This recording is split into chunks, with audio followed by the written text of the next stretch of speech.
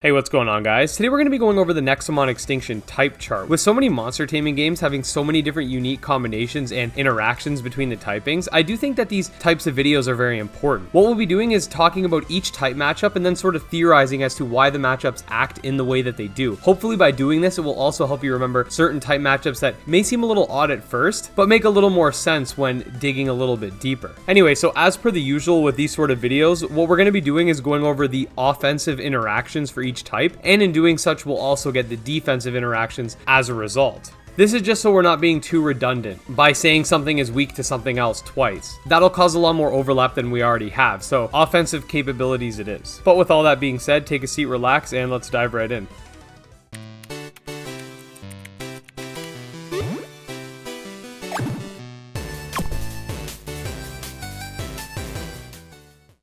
Alright, so to begin, the new Nexomon game features 9 typings, with each Nexomon being a monotyped. The types are normal, fire, water, plant, wind, electric, mineral, ghost, and psychic. That is half the amount of types that you would see in a game like Pokemon, but elements from types that may seem missing at first are present within their respective elements. For example, there are ice-based attacks, but they just exist as water-type attacks, because ice is a part of the water element. I'm assuming they've also opted not to add types like fairy, bug, or dragon, because these are creatures that can necessarily be of any type. You can have a ice dragon, or a fire bug, or a psychic fairy, etc. They don't necessarily have to be a specific typing, as they can relate to other elements. This is actually something that a lot of monster tamer games have been doing, and honestly I don't mind it. As much as I love bug types and dragon types, for example, as long as there is bug and dragon representation, it doesn't really matter what specific typing they are, as long as it relates to their element. So just before we get into this, I did want you guys to take a closer look at the type chart. If you look very closely, instead of seeing ×2 or ×0.5 for advantageous or disadvantageous attacks respectively, it seems that advantageous or effective hits will hit for 1.25% damage, whereas disadvantageous or ineffective hits will hit for 0.65% damage. With it being a much smaller scope, having the type advantage would actually matter a lot less than it would in a game like Pokemon. So just keep that in mind. Anyways, now we're going to start off with the first type, that being the normal type. Just like a lot of other monster tamer games, the normal type represents the basic monsters, the ones that don't necessarily focus on an element. These monsters can include mammals or basically anything that wouldn't fit into any other typing. Normal is advantageous against no type and is disadvantageous against ghosts because of that idea that humans cannot intervene with the spirit world. It's also disadvantageous against psychic, likely due to the fact that something that is a psychic type creature would have a higher level of cognition, being able to outsmart the average person or average monster, aka the normal type monster. Next up is the fire type, which is pretty self-explanatory. It includes Nexomon of a fiery nature, whether it be utilizing heat, lava, steam, or fire itself. Fire type attacks are going to be advantageous against plant type because of course fire burns away plants, and the wind type, which may seem a little odd at first, but if you think about it like this, when the wind interacts with a fire that's actually stronger than the gusts itself, it actually increases the size of the fire, feeding it oxygen. If you thought that type combination was odd, it's also advantageous against ghosts. Now, perhaps fire is something that cleanses the spirits or represents life or something to that extent. I know seances and stuff like that usually involve fire via candles, which would seem to contradict this type matchup, or it's possible that it has to do with ghosts not liking the light that fire emits. I'm not too sure about this one.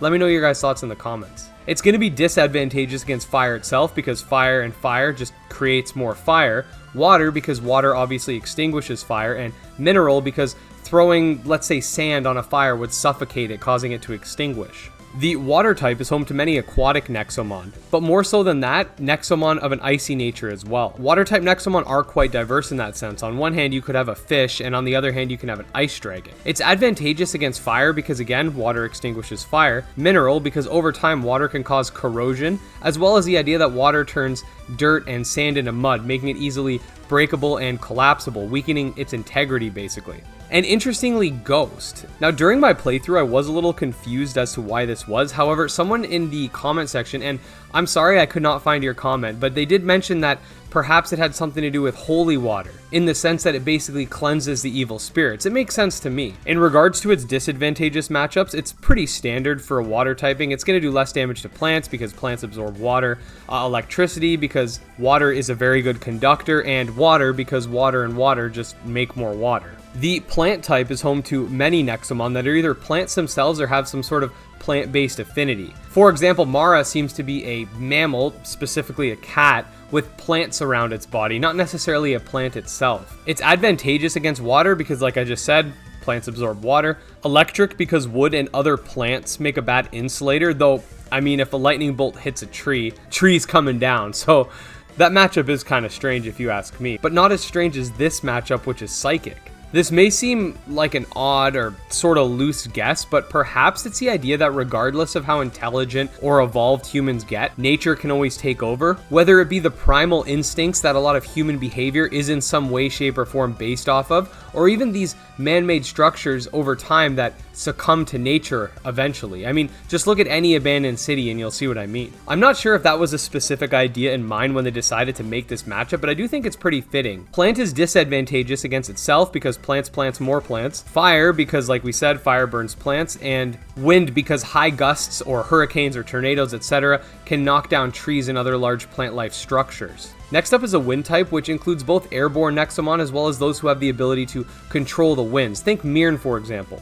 Wind is advantageous against plants for the reason we just discussed, and mineral likely for two reasons. One being ground-based animals wouldn't really be able to attack anything that's in the air, but the second being what happens in many cases of tornadoes and hurricanes. The winds tend to pick up debris from the ground, creating dust storms, sandstorms, etc. Essentially, the wind takes control of the ground. It's going to be disadvantageous against fire for that wind increasing the size of fire reason we mentioned earlier. Electric because of the idea that flying through the air during a thunderstorm is bound to get you hit by lightning. And interestingly, ghost. Now, for this type matchup, I see it once again being based off of that idea that creatures of this plane of existence can't really interact with the ghost world. Ghosts aren't necessarily a part of this world, so much so that they're said to not actually be able to touch the floor, making them airborne at all times. Now, obviously this doesn't apply to every Nexomon, but the idea behind it could be the origin for this type matchup. This idea that ghosts can't touch the floor isn't just some random thing you see in cartoons. It's actually a pretty notable theory to how the ghost world works, if you will. That's why in a lot of your favorite cartoons or TV shows, you'll see, the ghosts will float just above the ground because they can't actually touch it because they're not part of this world.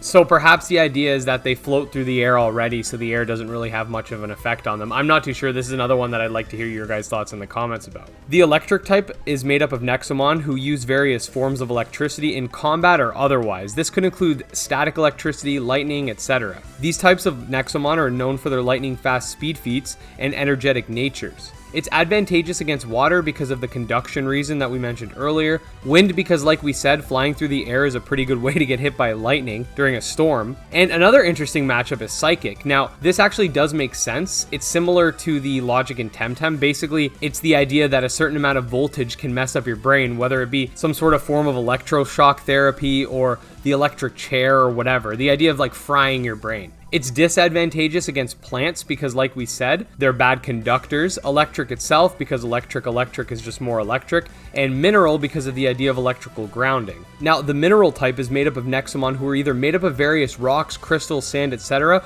or utilize said materials whilst attacking. Mineral types are generally more physically defensive and excel at outlasting their opponents. It's advantageous against fire because of what we mentioned earlier regarding suffocation, and electric again because of grounding. It's disadvantageous against water and wind for reasons we've previously stated. And interestingly, Psychic, which is sort of a strange one. My thought on this is that mineral types are large tanky creatures and psychics are supposed to be particularly intelligent, so perhaps it's the brain over brawn concept. The ghost type includes Nexomon who have an affinity with death and or the underworld. Whether it be using black magic or hexing their opponents, ghost type Nexomon are to be feared. It's advantageous against normal, likely because of that idea that humans can't interact with ghosts, and various demons and spirits from the underworld are said to have the ability of possession. Wind, which we sort of talked about earlier, and Psychic likely because ghosts are a common fear of the mind. It's disadvantageous against fire, which we tried to explain earlier, and water for that holy water reason. Now, last but not least is the Psychic type, which is made up of Nexomon that value intelligence over raw battle power. Psychic Nexomon are masters of both magic and telekinesis.